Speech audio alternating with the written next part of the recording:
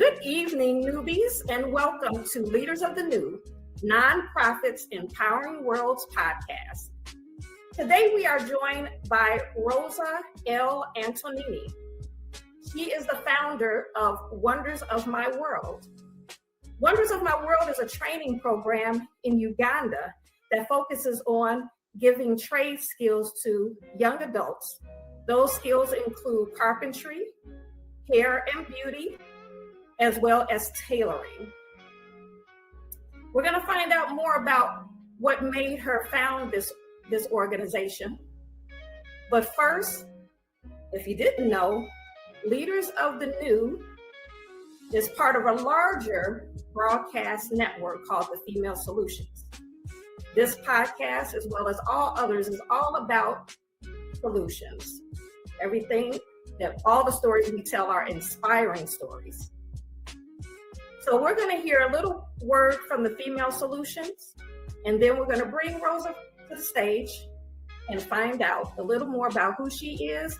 And, she's not just a founder, I should tell you, of a nonprofit. She also is an author, and she is a software engineer. So we're going to find out how all of these elements kind of work together to mold who she is and how she shows up for others. But before we do that, we are going to hear a word from the Female Solution.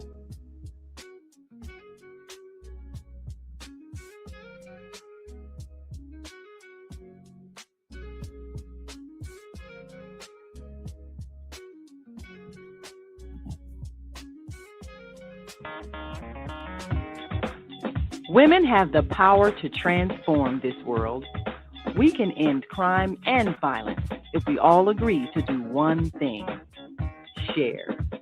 Let's share our wisdom, share our time, share our talents, share our finances, but most of all, let's share our love. This is the Female Solution.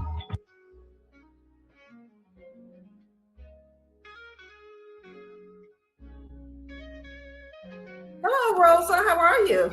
Hi, Bridget. How are you doing? So glad and so grateful to be here, to be your guest today. Thank you. I'm so happy to have you. We've known each other for quite a while. Yes. And we've had conversations throughout the years, and I've always been very fascinated with you as a person and the work that you do. So I'm very honored to have you here today. It's mutual, because I always have this great admiration for all what you do and so many people that you help, that they can find and help actually with resources so they can accomplish a great thing in this world. So yeah, very grateful for you and for what you do. Thank you. I appreciate that. So for those of our guests who are unfamiliar with your organization called Wonders of My World, which is an awesome name, makes me think about an amusement park or a playground or something. So you're going to have to talk about where that name came from as well. But okay. Can you just tell us a little bit about Wonders of My World? What does it do? Who do you serve? And what the mission is? What are you trying to accomplish?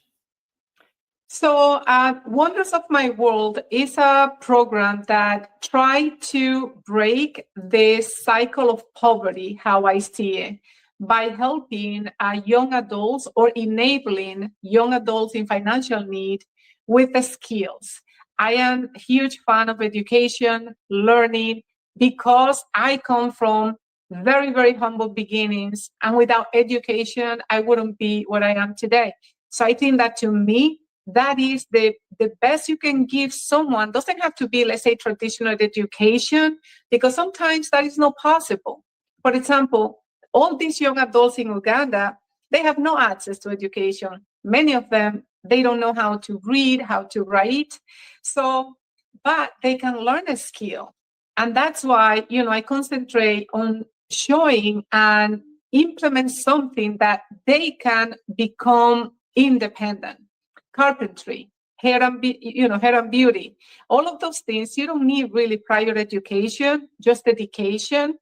And all this group of young adults that have gone through the programs, they really give their best. They really, I mean, I'm so really proud of them because, you know, they have to go to work, they have to help their family, and they spend all this time for a year to a year and a half learning these skills. And they are so good.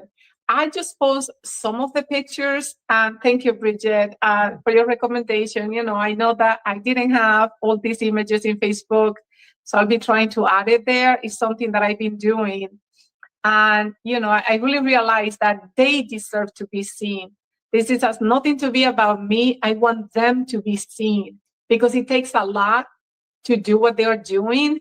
And they just put all their energy and effort, and they're doing great. I mean, we can go into some of the stories, but so in summary, Wonders of My World just enable young adults in financial need with the skill so they can get a job that hopefully will help parents and kids to make a better life. And when you say young adults, what age group are you actually talking about? Yeah, so Wonders of My World right now I started in Uganda. My vision is that I really would like to expand these programs to other countries, including Dominican Republic, which is where I'm from. So, but right now I started there. So the young adults, it depends on the country. In Uganda, at young adults, we are trying to limit to 16 the age that they can start. So most of them, they are older, like, 16, 18, early 20s. So that is the age. I know that there was like one that maybe was 15, but we tried, over 16, the age range. Many of them have kids already, and that is the purpose. The purpose of these programs is really to help those parents, because otherwise, and there is a story that always stick with me. Maybe I don't know if this is the right time to tell you this, but one of the students of the first group, her name is Marianne, and she's so talented. She's the one that I added in the Facebook. She's standing, and the dress that you see, she's like facing the other way, so you can see the back of the dress. And I purposely chose that image because she's so talented. And all of them are so talented. She made that dress. And if you see the dresses that she made, beautiful. I hope someone will hire them at some point and really give them jobs. But anyway, beautiful, beautiful. They have great talent. And after she finished the program, she sent a letter that to me. And it was so, I'm telling you, my tears came, because sometimes you know how this is. You work a lot, you try a lot, right. And sometimes you question, why am I doing this? Why? Because a lot of door closed. It's hard. It is hard. And then in that letter, she said she was so grateful. And she told me that thanks to this program, she didn't see any more family members dying from hunger. Wow. And that was, it meant so much to me, because at that moment, it's like sometimes you're just helping 10 or 20 at a time, and you would like to do 100 and 1,000, but you don't realize the difference that is one life that you change. One life. They sent me the picture of the mother, and the mother sent me thank you so much. Now my daughter has a job. So we send help, some sewing machines. So she got her machine, and she was so happy. But the point is that sometimes, and many times, we're used to a life that we think that maybe doing a little something here or a little bit there, maybe it's not enough. And I used to think that way. And I remember feeling like a heavy weight over my shoulder, because I wanted to change so many things. And I wanted to see, everything, more people happy, and at least with the resources that they needed. And it took a lot of time for me to realize that I wasn't going to do anything from that perspective. And then I changed, really, my mind really changed. And it did a flip in asking myself, what can I do? and changing a life, 5, 10 life, whatever is that number at the time, that's good enough. You do the little thing, as small as it can be or as big as it can be, but it goes a long way. Because for one person, even if it's only one, it's a big change for them. So anyway, I love Marianne. Hopefully one day she sees this, but so talented, so talented. Well, absolutely. You know, helping one person is going to have a ripple effect. Like you said earlier, when you help the child, it also prevents their family from being in poverty, because that child will bring that money back home, and it will help their brothers, their sisters, their mother, their father. Yes. Speaking of mothers and fathers, how are the parents relating to you and this program? Are they in support? Is there some convincing that you have to do? How is that process? What does that process look like? Yeah, so over there on the ground, we have Moses and a few members of the Love Street Ministries is in Uganda. So they, sometimes, remember, some of them might not have parents. Some of them, they're already like maybe with kids. So, and in some cases, they're parents. And no, all parents, they really want, all the kids, they want to send them. There is a line of more waiting. There is always more waiting list. So yeah, all the parents, they really want, because the community has nothing. I don't know if you've seen the picture, but even, there is not enough shoes, there is not enough of anything. And they see the change. They start making the clothes for their kids. They start making the clothes for the community. They start doing this hair like braid and with colors and very creative. So the community has seen the change. So there is no pushback at all. Everybody really, so many wants to join. Yes. I love that. Now, talk to me about why Uganda. How did that connection happen? You mentioned the name earlier, Moses. So for our viewers, Moses is your contact there. Yes. And he's with an organization called Love Street Ministry. Is that correct? Yes. So how did that connection happen? Why Uganda? Because hey, I think that we need this trade here as well. We might have to talk because these trades need to be here as well with our young folks. I know, so believe me, I agree. I really would like to help to bring them everywhere. So the way it happened is actually interesting. Sometimes you have a vision, you're working towards something, and many times we want to step 1, 2, 3, and we want to know this, and we feel fear. And if we don't know the next step, we don't know how is it going to do. And you always just have to be patient. You keep working. You keep in your mind knowing what you want to do. I know I wanted to help. I know I wanted young adults. I know I wanted this education, right? And it was through Instagram. So I did one story one day, and I said, ask anything, one of those Instagram story. So Moses that work, in this, they have an orphanage. They work with orphans. Everything is little kids that have been abandoned, and that's all what they do. So they try to gather funds for their, food and also, school, things like that. So I had done a donation, before, so I knew about this organization, like I have seen it already. But when he sent me the question, so the question that he sent was, will you help the children? Something like that in that context. Now, we know that there is a lot of scamming, social media, and a lot of things that sometimes try to do that. But this was different. I've been seeing this organization already. And in the test, for a moment, I thought about it, and I didn't reply right away. I researched more about what they were doing.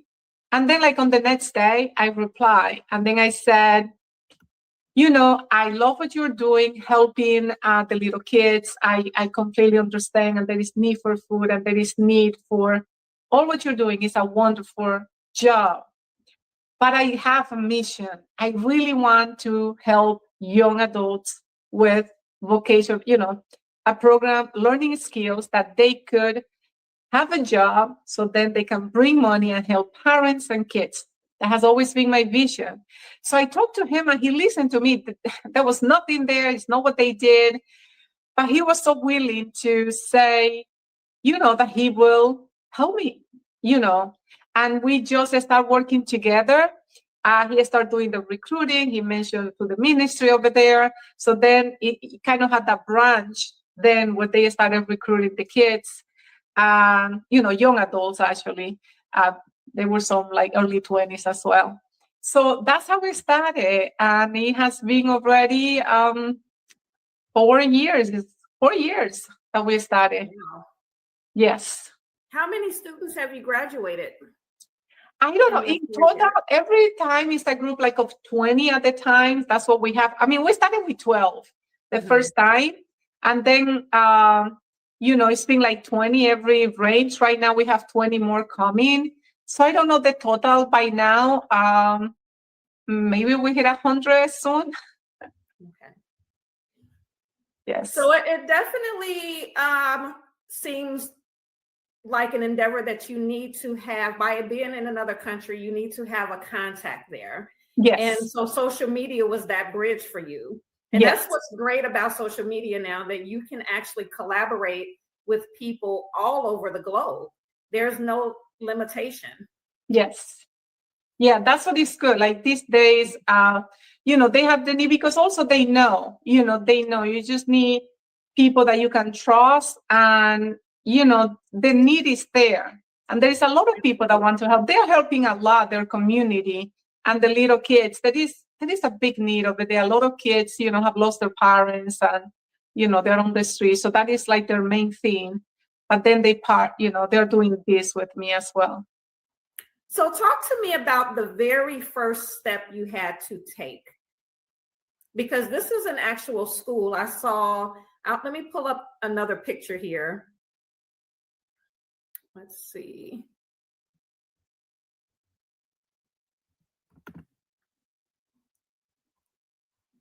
So you have equipment here. I'm assuming this is one of the students. Is Yes. she modeling a dress that she made, or Yes. a dress that someone else made? Usually they model what they make. Yes. Okay. Oh, we're not there yet. But you have equipment. You have, there's another model. She's Marianne. Is that the one you were talking about earlier? Yes. Her name is Marianne. Yeah, that's her. So how did you get the equipment? What did you have to do? What was the first steps that you took to get this thing started? What was your very first step? The very first step was to fund it. To fund it over there so they provide, because sometimes buying the stuff is more expensive. So they provide finding the teachers and the location. They have it over there when they do it. So it's just to fund that everything, is happening smoothly over there. Did you know what skills you wanted to teach? Why did you choose those particular skills, carpentry? Well, I was thinking about something that first I asked also Moses. I mentioned what in that community is something that they could get a job, in something that they could do and be independent. That was the first thing. So the programs, they don't have to be that depending on where they are. So it depends in their community. Those are things that they can learn without having any prior education, and is needed. So they can actually get the job. Sometimes once they are done, like in the carpentry, they get offered a job right there, or they start having the little business, So that's what drove. What is a skill that that could be implemented in the area? Because we don't want to provide something that, let's say, I don't know, I cannot think about something now, but something that, okay, you learn a skill, but then what do you do with it? That wasn't the purpose. The purpose is that you can find a job and start making money from that skill. Absolutely. Absolutely. So you mentioned funding was the first step. So let's talk a little bit about funding. You have a very unique way of funding this program. because one of the reasons we came into contact for the first time was you were thinking about getting a 501c3 status here in the United States so that you can apply for grants. And we talked about it, and I consulted you with that. However, you decided not to do that. You made a decision not to go the route of asking, applying for grants and asking funders to fund this program through that course of action. So you have another unique way of funding this program. Talk to us a little bit about that. Yes, so I have this way. My book, The Zero-Sum Game of You. This book came actually to me before the program. It was an inspiration. As you know, to answer your question, it comes from the book. Everything from the book is donated for those programs and a little more, because the programs, the program lasts a year and a half, plus the material you buy. So it's the book and maybe a little more as well. But the book, 100% of the funds goes through that cause. And also, I have other stuff going on that I'm hoping that it will help to expand these programs as well.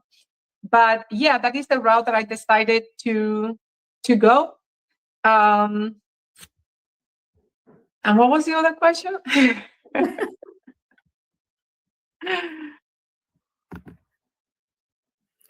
So you decided to go this route and not ask for grant funding. Can you talk to us a little bit about why you made that decision? Yes, so sometimes it's more like, what can you do when you are, again, like, how can you move forward? So to me at the time, doing grant required like time and trying to do things that I didn't have the time. I work as a software engineer, my whole day. I write at night, and weekends I write. So it's more like what I can manage and what I can do faster with what I have at the moment. By the time we spoke, I already had started the program over there. And I don't know if eventually, if there is a way that could expand the program, maybe. Not sure, but that's how I decided to start it. It's something that I was able to do without waiting and without, I didn't want an excuse. And then I remember at one point I tried to open a nonprofit actually in the Dominican Republic, and that would have helped a lot of people as well, because there is a lot of people over there suffering. Anyway, I'm not going to get into that story, but I have a very good plan for that. But because it was from the United States to the Dominican Republic, then you get into these money laundering rules, and the lawyers, they wanted like $20,000 a year just to basically make sure that your organization was not like money laundering. So I just got like, I just got tired of that. And I'm like, I'm going to see what I can do without going through all this stuff. And that's the decision I made. It's sometimes like, like I was trying something, and like the door will close, and then another and it won't close. But eventually, I believe that is because I needed to write, because I was trying to do all this help, like that type of nonprofit. And I think that maybe I went through so many hiccups because I think I really needed to write, because the book has a message bigger than the organization and the nonprofit. Somehow that drove me to, which by the way, when I wrote the book, like the first edition of this book, I didn't know the objective. I didn't know that I was doing it to donate. I didn't do nothing like that. This book came to me as an inspiration right after I had a very, like, I was just tired of trying, because I was, always feeling so heavy for the people that are struggling, feeling sometimes guilty, feeling that I have more than enough, or others maybe don't have food. So between that guilt and whatever that comes sometime, when you come from very humble beginnings, that's one of the things that you have to deal with. The guilt that you feel, I don't know, it's not like you don't deserve it, but yeah, there's a lot of baggages that come when you come from a very humble beginning, because it comes between worth, deserve, and leaving others behind as well. If you have all those feelings together. So that is another conversation. But all of that was coming to play. And then I've been trying to this organization, and I was getting so close this time. And with the lawyer wanting all this money, I'm like, oh my gosh. And I was just like, that's it. And I remember, if you believe, God, universe, whatever, I remember I was like, you know what? I was telling you, I just want to be normal. I want you to take away this stuff that I have in me about helping people, because I'm suffering and always suffering internally. I cannot enjoy going to, let's say, have a steak in the restaurant, and all of those stuff were they were draining me. So, and I remember just having like, I just want to be like everybody else, just live my life, and that's it. And there were tears. Yeah, sometimes you get very deep and whatever, but that very deep experience.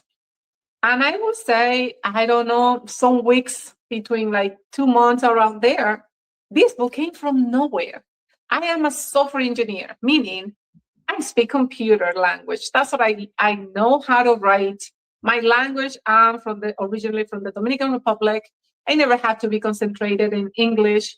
I learned to do computers, and that's my area.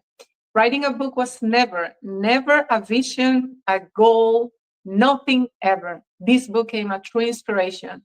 One day driving, I was thinking about all the why people are successful, why some others are so difficult. And it just it's a zero-sum game. It literally, I saw the title in my head, and I can tell you, I started writing almost like if magic will happen in my fingers. I wrote without thinking about grammar or anything, just writing. And sometimes I will get stuck, and then I will have like dream at night, and then the next day I will like continue writing.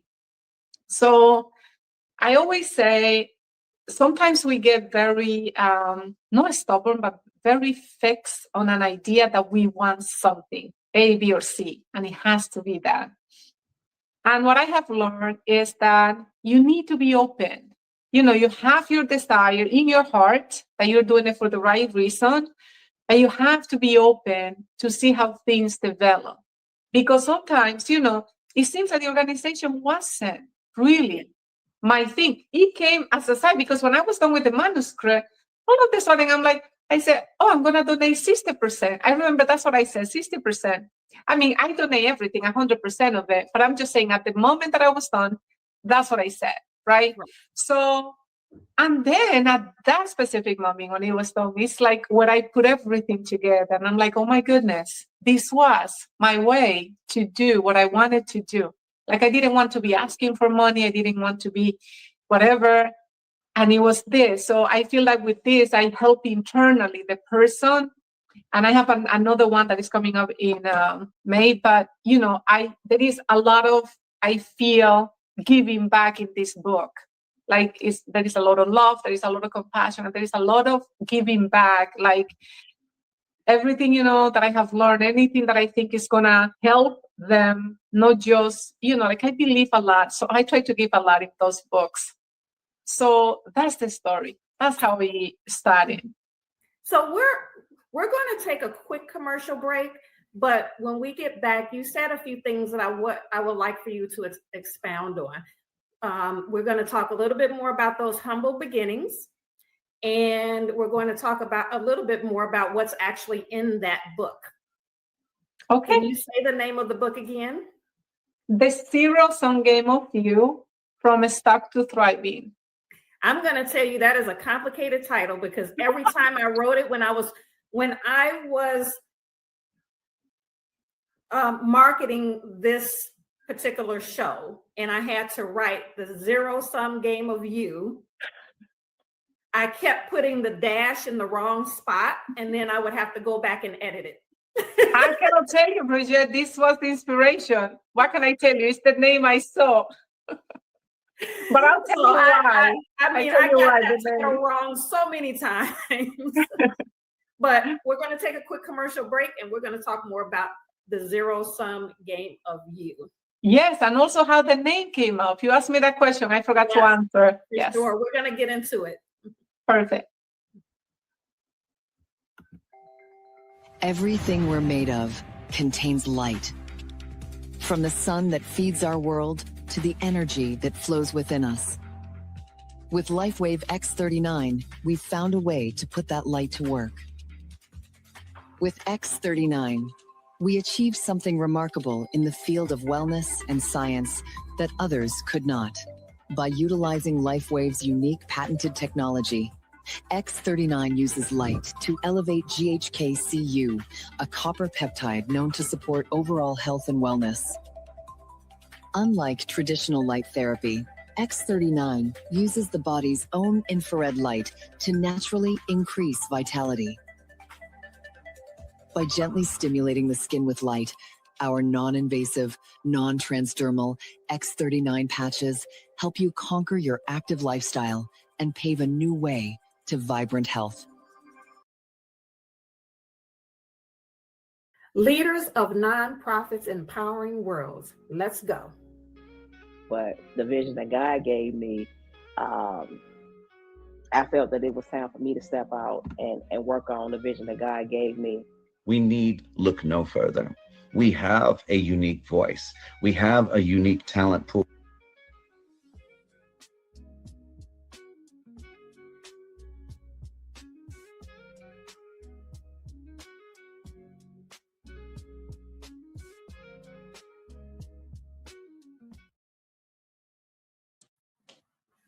Okay, and we are back. Let me put you in the right spot over here. So we do have a comment from Sandra. I think you might know Sandra. Sandra, yes. Rosa, thank you for not letting the naysayers stop you. Don't let the what? The naysayers. Oh. Can you see? We have many. There are many. Yes. Don't let the naysayers stop you, or thank you for not letting Thank you, Sandra. Thank you so much. Stop you. Yeah, Sandra's actually going to be a guest on my next show. So she's also a founder of a nonprofit. Yes. So you guys, newbies, stay tuned. We have we have a whole lineup. I have people lined up all the way for the next couple of months. But my next guest is going to be Sandra Washington. Hey, Sandra.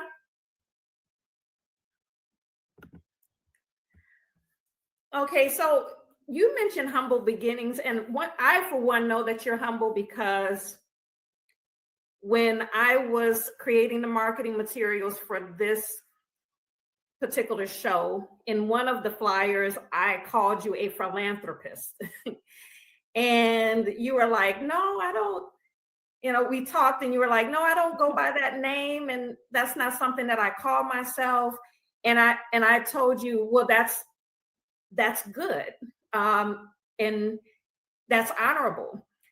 And you probably shouldn't call yourself a philanthropist, but it's okay if other people say, hey, she's a philanthropist, because really that is what you are. And by definition, but I'm saying that to say, I know that you're not trying to take credit for the work that you do.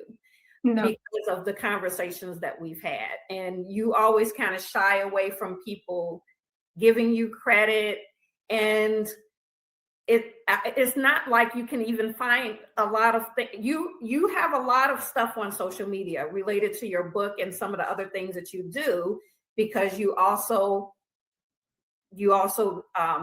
talk about self-development type topics.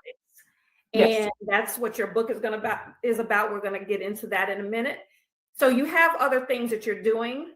And a lot of what you see on social media related to you is about the work that you're doing with helping people to develop themselves, their inner being, and to overcome restrictions in their life, and to overcome obstacles, and to kind of merge the spiritual as well as the physical. And you don't see a lot about the charitable work that you do. I could not find one thing. I'm like, woman, where's the pictures? Where's the this and that? So I know. Something that you're not broadcasting. I want my audience to know, like, you know, she's not out here saying, this is what I'm doing. I had to force this out of her. I had to force her to, you know, send me some pictures. I couldn't find anything, but you did just put a page up, I think yesterday. Thanks to you. Thanks to you. Thanks to me. It took you come to me for me to, and it was a lot of thought I did. I'm like, you know, trying to say, okay, I really don't want to make this about me. That's why there is no picture of me on the page and whatever, but I need to give some credibility so he knows it's real. And that's why I put the name to show the journey of the students. Because then that's, you know, the fact that you asked me for it, and I never sort of like that, because, you know, sometimes, whatever. So what I say is, you know, they deserve to be seen. They deserve to other people to see how, you know, all what it takes for them to do this. And then when they do it, and to maybe give hope to maybe someone that is not struggling in that way and is struggling in another way. But I'm telling you, Bridget, that page was born because of you. I literally did it, I think, last night. So there are all the videos. I just put some. Yeah. I saw it. I was like, what? She put a Facebook page up. So after 4 years, she finally put a Facebook page up for Wonders of My World. And it profiles all of the, you know, students and their accomplishments and things like that. So you did a great job. Just a little bit. I don't have time. So I will put so people know, you know, I told Moses, I'm like, you know, let's just give a little bit, because he sent me and I know what's going on. So Bridget, this was you made this happen. Now people will be able to see the program because of you. Yes. But this is something she was not profiling. She was not like, hey, I'm out here doing this. And again, you know, it's coming from the heart. And those are the people that I admire, you know, people that they're not out here just saying this is what I'm doing, but they're doing the work. They're doing the work. And it takes someone else to say, hey, a light needs to be shined on this. Okay. So that's part of what that's really what this podcast was born out of, because I help so many clients, right? And they, majority, not all, but majority of my clients, I helped them to start the nonprofit from scratch. So they didn't have a nonprofit at all, or hadn't done anything toward starting the nonprofit. So I helped them take the first steps, but they were already doing charitable work. They were already out here doing the work just from their hearts, you know? And so sometimes I see those people get looked over in terms of, you know, grant funding and things like that. And so it really just kind of burns me up a little bit. But I felt like I needed to let people know that there's people out here really making a difference in this world. Mm-hmm. And I want those stories to be told, not all this other negative stuff that we're hearing all over the place. If you just listen to the news, you would think nothing good is happening in the world. And there is. Yeah. There's more good actually than bad in this world, but you wouldn't know it looking at the mainstream media. So I said, you know, a light needs to be shined on these unsung heroes out here that's really grinding, helping people, not asking for anything in return. Even when they don't get funding, they're still out here doing the work and they're making it happen. And like, those people need to be, you know, a light needs to be shined on them. But yeah, I say all of that to say, this woman, you know, she has a lot of stuff out there. You're going to give me a headache. I'm giving it away. It was related to this major thing that she's, you know, that she's doing from the heart. And let's change it to the students. Yeah. So that's, you know, that you are doing it from the heart, and it's humble. So Wonders of My World, what made you come up with that? The name actually is because of my kids. I call them they are the wonders of my world since they were little. So I felt that in the program was based on pure love. which is what I feel for my kids. I have a son and a daughter, and I always saw like nothing else will matter as much as them. And they knew that, right? And I want them, like, when you have kids, they become your wonders. So that's what it came from. And it's because it was pure love, which is what I feel I have for this program. That is like, that can happen because of love, because you love the person, not by blood, not because you know them, just because humanity, we are like in this together. So it's that love that connects us. And I think that's how we came up. Yeah. Okay. Now let's switch to the title of your book, The Zero Sum Game of You. Where did that come from? I think that's a concept, isn't it? The zero sum game. Yeah, so a zero sum, in the game theory, is basically like when you play chess, meaning in order for someone to win, someone has to lose. That's the concept of a zero sum. There is never half in between. There is never like, it's like one win, one lose. So that is a zero sum, right? A zero sum game. Now, when I was having this title just came, and I was thinking like, what makes people, let's say, successful, and others that, I don't know, it seems like they always full of one thing after another, and they can never get out. And it's like a loop that they cannot get out of there. And in my head, that's what I said. I'm like, oh my God, it's a zero sum, but it's not a zero sum game between two people. It's a zero sum game within ourselves. That's what I saw. That is we all have, I see it as two sort of forces within each of us. So the forces that, let's say, I always put the example of losing weight because it's an easy one. You want to lose weight and you want to be healthy. That is this side of you. But then the other one of you really want to stay longer in bed and want to eat all the dessert and want to eat all that stuff. So one of those is going to happen, right? So either you're going to commit into one or another. So the same thing is with every choice. Like we do so many zero-sum choices since we get up. We get up, and right when you are stepping up, you're already going to say, oops, I started the day with what they say, bad feet or something like that. Or you can start just like, thinking a little bit of gratitude and seeing anything good that you can have in your life. Doesn't matter how terrible things are, there is always something to be grateful for. But one of those are going to baseline your day, right? And then you're going to start making decisions at your job. Either one person is going to get you annoyed for something, or you're going to be handling well. So the concept is that in each one of these battles that we have within ourselves, let's take these forces, and the reason I made it, or I saw that it works as a zero-sum game, is because if you see things as a game, it's almost like when you watch a movie. So, or let's say a sport. Let's just say that you like a lot someone playing tennis or baseball. So when you go and you're seeing the game, you can judge it very easily. Oh, that person made a mistake. Oh, I would have done this. Oh, a lot easier to see stuff from outside.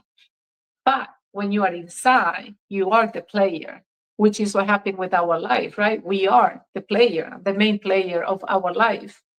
So sometimes, and many times, we are so in the game that we don't see how to make decisions outside the game. But if we see, so in here I explain like how you get out of this, then you can see the decisions that you can make from a more objective point of view.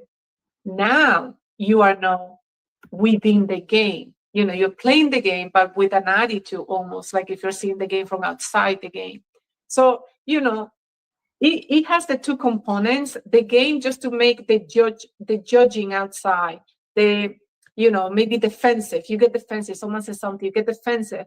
But no, if you're seeing it from outside, you can become your best advisor if you're seeing stuff, more from outside. So it has that concept. And also the zero-sum game battles is those emotions that we have, those emotions that maybe make us angry or sad or frustrated. So one of them is always winning. We always have a side of us that is always winning. If you're very optimistic all the time, maybe you already have so many habits in that direction that you don't even recognize yourself like you have another side, even though we all, doesn't matter how much optimistic and how much gratitude and how much they're gonna stuff, life is gonna bring you surprises that will shake you and that you're gonna question, and that maybe you're gonna feel like you don't want to get up a day. And that happened, I will say, to all of us, because at any point of another, we all feel, we always have a day like that. But the question is how long you stay in that state, right? How long you shake it off and then you just, continue. So in the book, it's more about giving these tools, that realization. I touch into the cultural belief, right? Because that's another thing that is programmed, in my career, software programming. That's all what I do. I see patterns. So I've been seeing patterns for a long time. I design architecture and do a lot of programming. I see the same with me and with other people.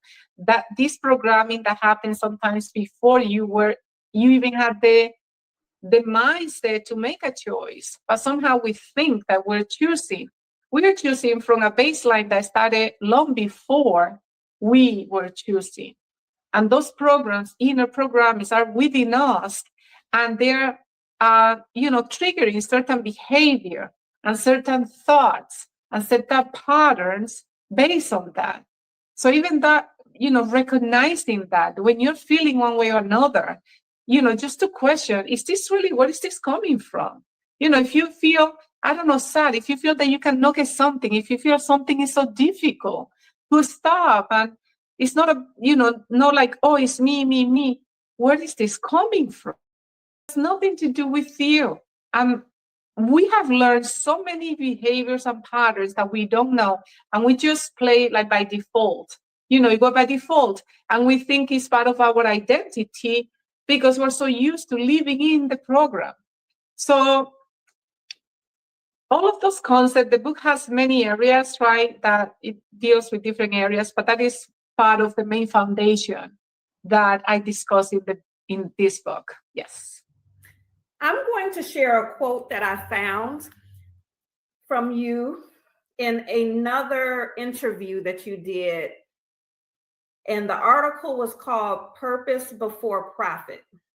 Rosa Antonini of Wonders of My World on the Benefits of Running a Purpose-Driven Business. That was the name of the article. Mm-hmm. Now, I want to let our audience know that you are also a computer programmer or a computer engineer or a program engineer. Software engineer, yes. Software engineer, yes. Okay. So you're a computer programmer, and it's kind of coincidental that you are a computer programmer and you're talking about the programming of the mind. Mm-hmm. I don't think that's a coincidence. No. But this was the quote. Like software, we can reprogram our internal narratives, break free from the limiting beliefs, and transform even our greatest struggles into the foundation for something extraordinary. Yeah. So it seems that you've taken a lot of pieces from your life, from your career as a computer programmer to your work as, with the nonprofit, and you've kind of merged these ideas and thoughts into the messages that you give people on your social media and in your book, in your upcoming book, and you also have courses that is on your website, which I should share here at the bottom of the screen. This is her website where you can find some courses, free courses you have on the website. And I'll let you tell us a little bit more about that. But I've noticed that these, your career as a computer programmer and that logical thinking aspect of you have used those types of ideas and terms to inspire other people, using that language to kind of inspire other people to transform their lives. So I'll let you talk a little bit about that, about your courses and that work that you do. Yeah, so I mean, I have over 2 decades in computers. So yes, I kind of follow this logical way of seeing patterns. And it has a lot also from my life. So every quote that I write, anything that you see there, yeah, there is a story behind. Sometimes it might come from maybe I spoke to someone and I see a struggle in some area, and that might trigger this quote. Many cases it's come from my own experience and the experience of growing up, and the experience, that is difficult sometimes. I mean, for others to understand that you can understand in a way, but let's say truly understand certain challenges that happen when you are, let's say, the first one from many generations that is kind of going to that next level, right? To getting education, going to college first time, and all what that has, it's like a whole chain of events. It's a whole links that happen, because it's not just the fact, like, let's say you go to college or you get something. There is a lot that happen when a family, and that's why I'm so concentrated on young adults and providing skills, because I've seen it on myself. I've seen it in the part of my family that follow education versus maybe other people that I know that did one thing versus another. So everything comes from those really life experience. And even though now you see social media, so many people selling, unfortunately, this quick idea that you're going to get rich if you do this in 3 months, or you can accomplish this and go like, in 6 months. And it makes such a bad impression, especially I think in young adults, because then they start comparing themselves with what social media is saying. And maybe they start thinking that you are missing out or that you're not good enough because, look, that person did it just in X number time, and look at me. And then they start comparing these stuff that are not real. And I think this is making a really, almost like a virus in society, because it's like downplaying the effort that something takes. And believe me, I believe in both. You need to have the positive mindset. You need to have those thoughts and the vibration. I talk about energy vibration. You need to keep that, because that's what gives you that belief that you can accomplish something. But then you don't see it out there. You need to take action, and you need to learn something. You need to get good at something. No matter what, you have to get good at something, and hopefully something that you can get paid for if you want to find some success. If by luck you get the lottery or something one day, wonderful. But that doesn't eliminate, that should not be the plan. And also, it's not about the money. It's not about getting these tangibles. It is the process that your mind, your spirit, your character changes through all the evolution. When you are trying, when you're putting the effort to accomplish something, that you are working for something, you change. The way you think is going to change. The way that you see life is going to change.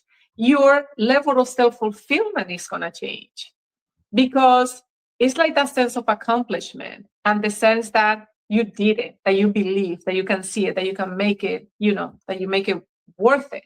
So that all the quotes, they have ingredients that come from pieces of the story. Computer has a lot to do.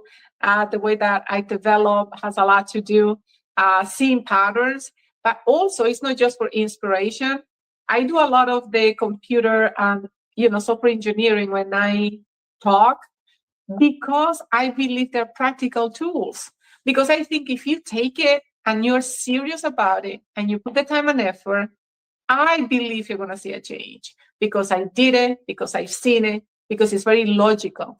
But there is the whole thing of, it's not just like, let's say someone might see someone that doesn't, a couch potato, how they call it, that person is lazy. And it's easy to judge others because Sometimes, one, we might not understand the culture, even a different culture. Sometimes we don't understand what is inside that person, what is the foundation that came. So we also, there are cases in which you can judge yourself, like, oh, why I did that? Oh, I hate myself because I did this, or I wish I could go back and just change. And always this redo, the desire of redoing something that is already in the past. And I always say, most likely if you were back in the past, you will gonna do the same way, because it's like, if you're already in 8th grade, you cannot try to behave, try to have a 2nd grader behave like the 8th grader, right? There is a lot of learning that happened already. So when we look our younger self or something that happened in the past, it's better just to see the compassion and send the love and know that you did the best with what you could and what you had at the time. And that's the reality. Not to judge yourself with the knowledge and experience that you have today. That's not fair for you, right? It's not fair for us. So I think that, that also helped to let go that desire of going back and just, understanding that at any point, and that's why awareness is very important. Like, to live in awareness, it's not that you don't make mistake. It's just like you are aware of where you are, but you cannot judge the past with the knowledge of today. Absolutely. So absolutely. And we are coming very close to the end of our show. One of the big takeaways I would like for my newbies out there to get from this particular show is that you don't have to depend on grant funding for your nonprofit. That is a resource. But I always encourage people, even if you're seeking grant funding, to always diversify your revenue stream to your organization, because grant money is slow money. Sometimes it takes a long time for you to get enough grant rotation to be that you can depend on. It takes years a lot of times to do that. And until then, and even when you have accomplished that, several funders funding you repeatedly, you still have to have some other means of income other than just grants. And because funders can always pull their grant funding from you for whatever reason. They might not have the money to fund you one year. So you want to always have other things coming in. This is a way, fee for service or selling products. In this particular case, Rosa sells her book. 100% of the proceeds go to Wonders of Our World, Wonders of My World. And so that is a resource that you can create. So we don't want to just depend on grant funding. And so this is in a way a lesson also for people that are thinking about going into nonprofits, or some people that may be in their nonprofit right now but are struggling to find grant funding. You have other options. There are other ways to bring in revenue. So this is a great lesson. I'm so glad that you shared that with us, Rosa. And we are going to come to the end of our show now. Is there any final thoughts? I do want to say, please follow Rosa on Facebook. She's on Instagram. And she now also has a Facebook page for Wonders of You can follow the program. I will keep updated with the student program. If you go to the Wonders of My World Facebook page, you will see all of the students that are going through the program and their accomplishments, and you will get updates around that. If you want to purchase her book, how do you purchase the book? That could be our final thought. Amazon. No, I have a message before. You can get in Amazon. Rosa Antonini is easier maybe to find that the Zero Sum Game of the Year. I have a message for anybody studying a nonprofit or that have that desire. And this is for those of you that really have that in your heart, not for money, not for whatever other reason, but in your heart. And I know that sometimes feels very heavy, and sometimes it's painful because you suffer by seeing the suffering of others. And one thing that I learned is that you cannot help others from a place of suffering. Because the suffering, if you bring the suffering from others, it really steals your energy. And I was like that for years, and I couldn't understand it. In order for you to create, to bring more opportunities, to be able to really spread the love, it's like switching from, and I know sometimes we might say, oh, this is unfair, or this is fair. You forget about all that and try your energy and your love, just let it flourish. Keep, like in a way, you cut the cords of all the way that the suffering from others bring to you, like you're feeling it. You have to let that go. So then you can rise here. So then you can help them without being there. Because otherwise it's very difficult and you're not going to make it. I'm telling you, it takes a life of you. It really takes a life of you. So you really have to have the love, have the compassion, and in a way, the boundary, so you don't carry. And a little thing is better than nothing. Forget about all the suffering.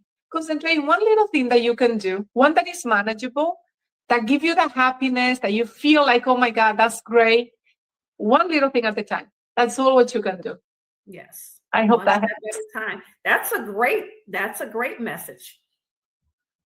And it helped me. With that being said, we're going to end this podcast. Thank you for joining us this evening. Thank you so much, Bridget, for having me. Thank you so much. Thank you. And thank you to our newbies out there.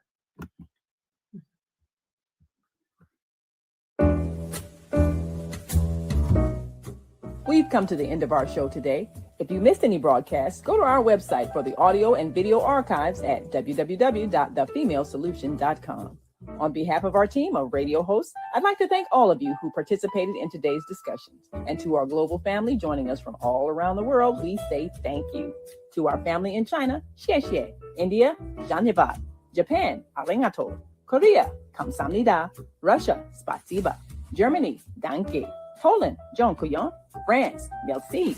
Spain, gracias. Italy, grazie. Egypt, shukran. Ghana, madasi. Nigeria, eshe. South Africa, ngiyabonga. Senegal, jareh. Kenya, asante. Israel, toda. Pakistan, shukriya. Afghanistan, tashakur. Saudi Arabia and Palestine, shukran. Assalamu alaikum wa rahmatullahi wa barakatuh. Thank you, and may peace be upon you and the mercy of God and God's blessing.